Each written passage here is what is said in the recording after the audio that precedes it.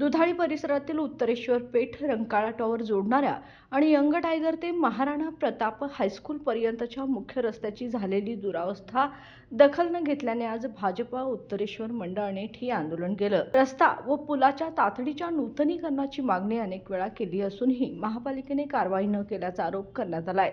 नागरिक व कार्यकर्त्यांच्या उपस्थितीत जोरदार घोषणाबाजी करत उग्र आंदोलनाचा इशाराही देण्यात आलाय।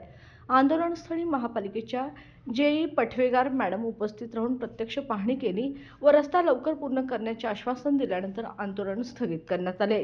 या आंदोलनात विराज चिखलीकर, सुनील पाटील, भरत काळे, सुशांत पाटील, राजू माने, हेमंत कांदेकर, दीपक काटकर, अमेय भालकर, अनिकेत अतिग्रे, नरेश जाधव, राहुल घाटगे, विश्वजित पवार, वल्लभ देसाई, रोहित कारंडे यासह पदाधिकारी व कार्यकर्ते मोठ्या संख्येने उपस्थित होते।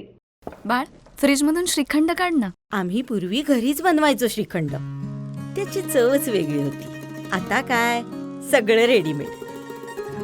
आजी, हे श्रीखंड खाऊन बघ। आज तुझ्या आईनं घरीच बनवलं की काय? हे आहे गोकुळचं श्रीखंड। अगदी जिभेवर रेंगाळणार। जिभेवरच नाही तर मनावरही रेंगाळणार। गोकुळ श्रीखंड, मनावर रेंगाळणार।